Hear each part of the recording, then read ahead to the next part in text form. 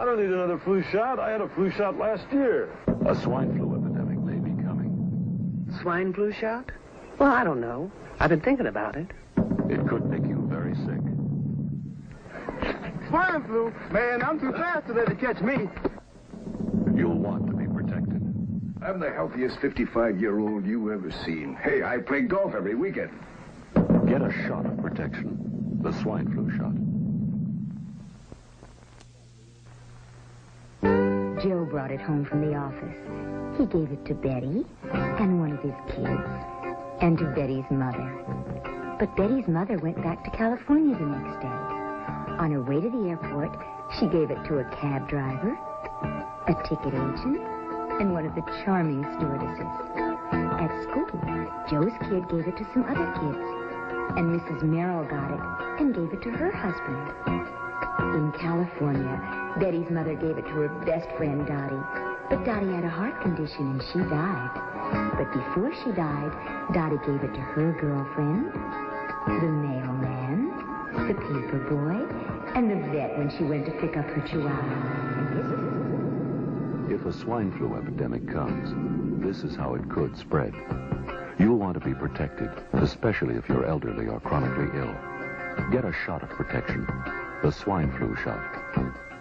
The flu virus seemed very real indeed.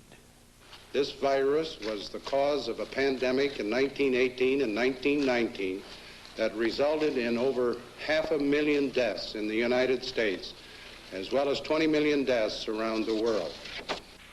See how easy it is to... Thus, the U.S. government's publicity machine was cranked into action to urge all America to protect itself against the swine flu menace. Influenza is serious business. During major flu epidemics, millions of people are sick and thousands die. Well, this year you can get protection. The vaccines are safe, easy to take, and they can protect you against flu. So roll up your sleeve. Protect yourself. One of those who did roll up her sleeve was Judy Roberts. She was perfectly healthy, an active woman, when in November of 1976, she took her shot. 2 weeks later, she says, she began to feel a numbness starting up her legs. I joked about it at that time. I said, I'll be numb to the knees by Friday if this keeps up. By the following week, I was totally paralyzed. So completely paralyzed, in fact, that they had to operate on her to enable her to breathe.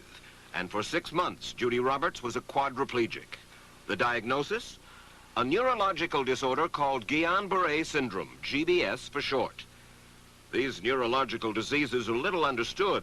They affect people in different ways. As you can see in these home movies taken by a friend, Judy Roberts' paralysis confined her mostly to a wheelchair for over a year. But this disease can even kill. Indeed, there are 300 claims now pending from the families of GBS victims who died, allegedly as a result of the swine flu shot. In other GBS victims, the crippling effects diminish and all but disappear. But for Judy Roberts, progress back to good health has been painful and partial. Now, let me ask you about the vaccine itself, because what also so damaged that campaign and what maybe people are most worried about is because of the paralysis syndrome that afflicted 500 people who got the vaccine, people are afraid that in the future even a killer flu won't get us worried enough to take the risk of the vaccine itself. I think that's a misperception. One of the reasons I wrote this book was to make a plea for governmental continuation of efforts in this area. I happen to think, as I think most virologists believe, that there will be a major antigenic shift, and sooner or later there will come another worldwide pandemic, and that we should get ready. The reason I wrote the book is that heads rolled as a result of what they call the fiasco, the swine flu fiasco of '76. That is, that the director of the Center for Disease Control in Atlanta was fired. The Assistant Secretary for Health in the Department of Health, Education, and Welfare was let go. And I'm afraid that government officials will not act out of fear for making a mistake the next time.